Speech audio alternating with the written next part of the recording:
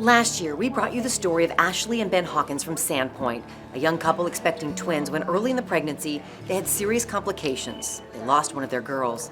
A year later, they are fighting on with their surviving twin, Winnie. Our Casey Lon caught up with them a year after the ordeal to see what life has been like outside of these hospital walls.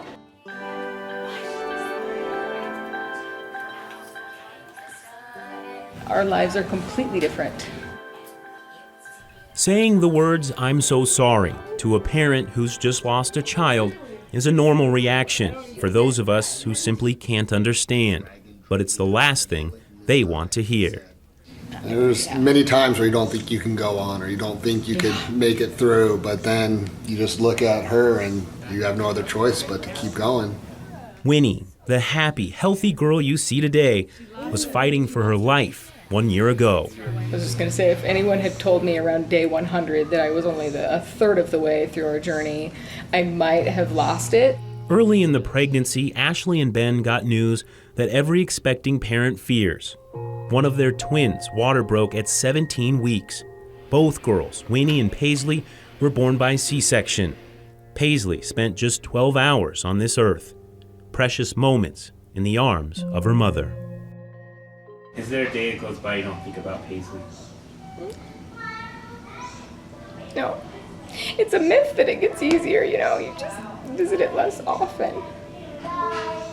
Every holiday we think about what it would be like to have both of our girls.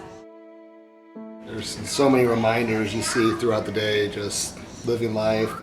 This story isn't one of tragedy. It's a story about strength, a story about Winnie Hawkins. She'll wake up from a dead sleep, just happy as can be, laughing and smiling as soon as you walk in that door. After a year of living in the hospital, Ashley, Ben, and Winnie were able to return to their home in Sandpoint. With the help of a part-time nurse, Ashley was even able to return to work. It was crazy. I mean, it was like we had the hospital in our house. We met up with the family at an appointment to check Winnie's heart and lungs. A surgery that saved her life also caused problems, but her prognosis is good. Actually, in general, we've been weaning her medications down, and she's been doing great. So as we take the medications away, her heart doesn't get sicker, the pressures don't get up, they just stay really good. This new young family has a bright future, all thanks to the excellent care they received here at Sacred Heart Children's Hospital.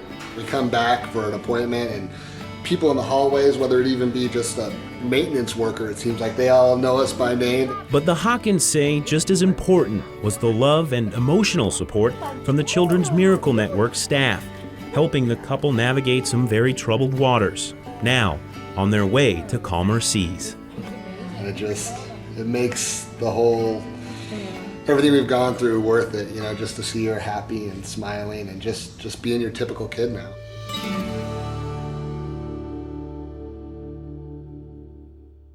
Calmer seas and the wind in their sails, thanks to Sacred Heart Children's Hospital and CMN. Children's Miracle Network started in 1983, seeing a need for families struggling both mentally and financially. It's a nonprofit organization dedicated to raising funds and awareness for 170 children's hospitals across the country, including Sacred Heart Children's Hospital right here in Spokane. In fact, all of the funds raised locally will stay local. We're talking about more than $1 million annually. Every penny you give stays here in Spokane to help the children who come from all over the Northwest for treatment. Over the last 3 decades, CMN has raised more than $5 billion, an amazing figure. That money goes to purchase new equipment, expanding pediatric units, and improving the quality of life for our children. For children like Noah, his health obstacles have been with him long before he took his first breath. And the money you helped raise during last year's Give for Kids Mediathon paid for 3D prints of Noah's heart. And those hearts cost $2,500 a piece, an eye-popping amount. But it helped his doctors in their quest to help Noah, whose heart points in the wrong direction. KXY4's Katie Curry brings you Noah's story. It's the sound of life. For Tanasha Alderson, it's a sound that confirms she was a mom and that no matter what, her baby would be given every chance at a full life. We knew at 19 weeks. I think the scariest part is when you get a diagnosis, it's not for sure. Weeks before she gave birth, Tanasha's 19-week ultrasound revealed her baby's heart wasn't developing normally. But the extent of the complications weren't confirmed until she gave birth to her son, Noah. If he was to survive, it would be a miracle. You know, initially I was very concerned about his anatomy and the defects, because it wasn't just one thing. One of Noah's most extreme heart defects, his heart points in the wrong direction. The organs in his abdomen are switched around as well. We just knew it was going to be challenging, but we could get him through it. The Aldersons knew there was never going to be a complete fix for their son's heart, but a series of surgeries could at least make it function. After his first surgery, we were very concerned that he might not survive at all, and he had a complication after complication. He stayed in the hospital for 3 long months. When the time came for the next surgery, his parents once again braced for the worst. They watched as nurses wheeled their little boy off to surgery, not knowing if it was goodbye for now or for good. But this time, Noah flew through recovery. It's awesome to see it grow. Noah is now 1.5 years. He's very playful. He started doing signs, so he does little signs like, father or dad is supposed to be up here, but he's kind of adapted it like this, and he knows play. And so he's able to communicate. As you see, he's very expressive. Never forgetting, Noah should not be alive today. But he made it through that. He is a fighter. With one more surgery left, doctors couldn't have a better tool on their side. A 3D print of Noah's heart, something only made possible by last year's Give for Kids Mediathon. Going forward was going to be difficult, and we needed to make the right decision. And so it was helpful to have these in making that decision with the cardiologist and the surgeons.